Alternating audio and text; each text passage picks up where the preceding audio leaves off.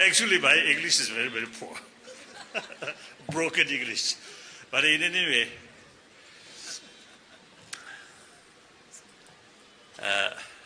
my age, I think around, 21 or something, I came to India at Buddha Jayanti celebration, short period, few months. Then I already impressed this country's richness of thought. Then also, under the leadership of Mahatma Gandhi ji, they carried India's freedom struggle through non-violence. Very impressive. Then 1959, my age 24, I took political asylum in this country. Then because of freedom of this country, I had a lot of opportunity to learn through meeting with people. People from different religious tradition and people from different sort of field, particularly the scientists. I had a lot of opportunity meeting with these people. So I learned a lot.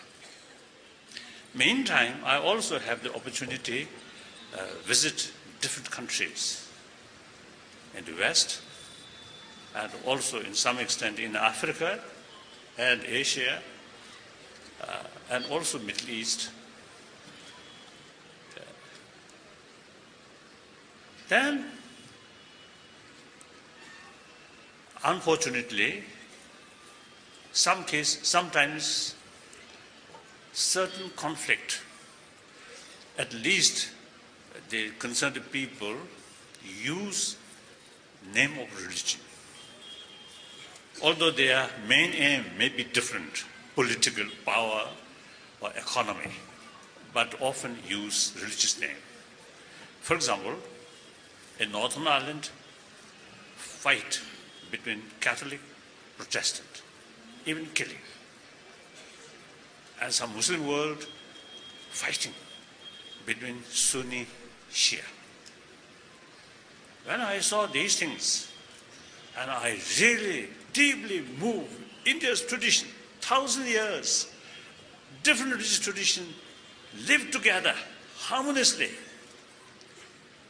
I very much impressed. Of course, little sort of incidents or problems here and there, that bound to happen. This is a huge country. So nearly a billion population, some mischievous people bound to be there. But overall, I think this country, I think the last 3,000 years, I think kept the spirit, all different traditions live together, respect. There's some time back, at our meeting, you mentioned that one of the major factors for successful democracy in this country is the India, 1,000 years in the philosophical field, you see, disagreement, argument. For example, he mentioned Charvaka. Charvaka. Is he considered nihilism? So rest of many spiritual sort of thinkers argue their view, but respect. Refer them Rishi, you mentioned. So like that, I often see telling people, in ancient time, these Charvaka who deny existence of God, or existence of next life, existence of law of causality, these things. But you see people, so these people, I usually call ancient non-believer. So Indian tradition, respect these people. So that means today we also respect modern non-believer. Modern, what is it, the Kasa discerning. Kasa. Atheist is right. I think atheist, isn't it? Atheist. Oh. So that's India's richness. Respect. All form of life, all human being, and with that, respect different views, different belief. I think that's really India's, I think, the real precious. 1,000 years you kept these things and still alive. Then another thing, India's 1,000-year-old concept of ahimsa, non-violence. When I saw so many bloodshed, according to some historian, the last century, 20th century, more than 200 millions of human beings killed through war, including civil war. So I usually call 20th century become like century of bloodshed, century of violence. Now, since we notice, you see, that century, so many killed, so many suffering took place. And still there are a lot of problems remain there. So therefore, now this century, 21st century, should be century of dialogue, century of non-violence. So now India, you have 1,000-year-old concept of non-violence. So now two things, concept of harmony among all religious tradition and concept of ahimsa. These two things are, I think, this country, Bharat, kept 1,000 years. Now time come, this must show rest of the world. India's these two traditions should be model of rest of the world. This is how I really feel. So today's world, particularly now today's world, in the reality, economy reasons and also environmental reasons, and due to some other factor, now world become much smaller. And each continent, each nation, now heavily interdependent. Under that circumstances, you see, the 1,000-year-old India's tradition is very, very relevant. So now I often, you see, when I met, you see, my Indian friends, and not only friends, as you mentioned, I usually describe myself as a son of India. Except, you see, I have no beard here.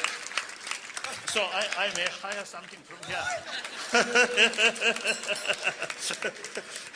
So except that, you see, and sincerely, seriously, my brain here, certain my sort of views and certain sort of philosophical thinking, all this come from India, Nalanda tradition. And then physically also, now last 51 years, this physical fed by Indian dals and chapati and Indian rice. So therefore, reality, and realistically speaking, I'm a son of India. So therefore, wherever I go, I always carry these ancient Indian thought, two things, ahimsa and pluralism of religion and harmony among different religious traditions. And also, in the connection of promotion of ahimsa, I also try to promote secular ethics without touching particular religion. Just the basis of our common sense, common experience, and also the latest scientific finding. More peace of mind, more calm mind, very good for our health. And then also, calm mind is the basis of utilize our common human intelligence. Once our mind disturbed by destructive emotion, then our brain, which judge more holistic way, that can't function. So therefore, two reasons: for health reason calm mind is very essential. And second, in order to utilize human brain properly, calm mind is very necessary. My scientist friend, one American, I think his age now, I don't know whether he alive or not. If he alive, I think now 90s, who has a specialist about the mental problem. So he mentioned, once I met him, he mentioned, when we develop anger or hatred, the object which we feel, you see, the angry or anger or the hatred, you see, that object appears very negative. But in reality, 90% of that negativeness is mental projection, not reality, because of anger. Similarly, attachment appears very beautiful, but actually, again, 80-90% are mental projection. As soon as the mental attitude change, then your attitude also will change. So, you see, we can't see the reality. Without seeing or without fuller knowledge about the reality, then our way of approach becomes unrealistic. So therefore, it is very, very essential to know the reality. Through one dimension, you can't see the reality. We must look any event, we must look from 3 dimension or 4 dimension, 6 dimension with calm mind. Then we get the fuller picture of the reality. With that fuller knowledge, our approach becomes realistic. Through unrealistic method, it is quite sure you will not get satisfactory result. Our approach must be realistic. For that, we must know the reality fully. For that, calm mind. For that, investigation is very essential. In order to carry proper investigation, calm mind is very necessary.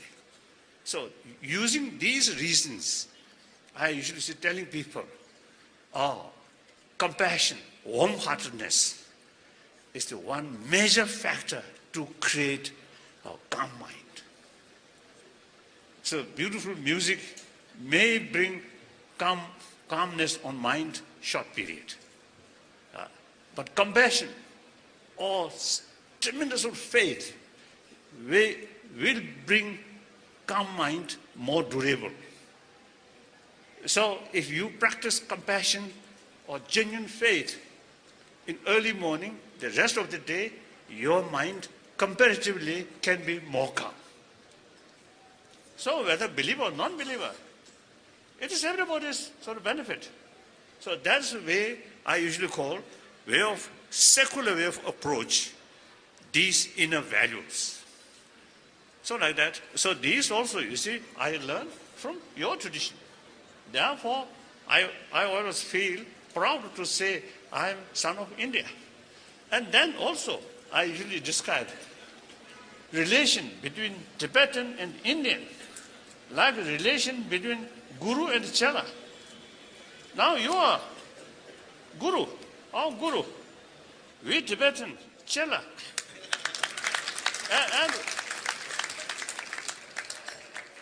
And sometimes even you see expressing, we are quite a reliable Chela. Because, last, I think 1,000 years, while there is a Nalanda tradition and some other Indian tradition, particularly the Nalanda tradition, a lot of damage took place, their own homeland. During this period, we kept intact Nalanda sort of thought, Nalanda school of thought. So that proves we are quite reliable Chela. So therefore, you see, our relation is something very, very unique. So, whenever I participate come to participate in gathering of this big sort of gurus, or gathering of gurus.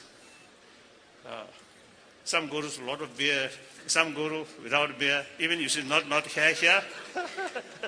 I always happy, feel, oh, this is sort of group of 1,000-year-old our home. So thank you very much. Thank you. Then I already impressed this country's richness of thought.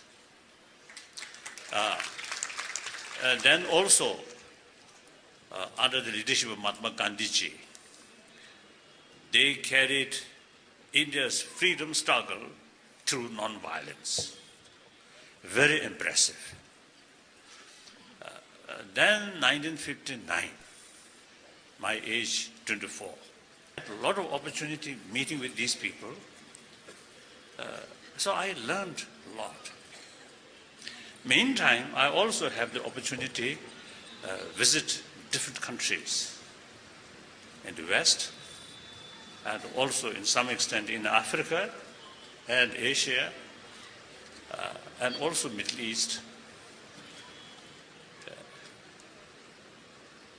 Then, unfortunately,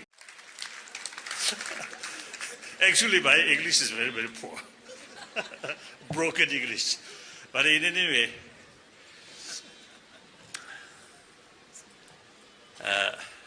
my age, I think around,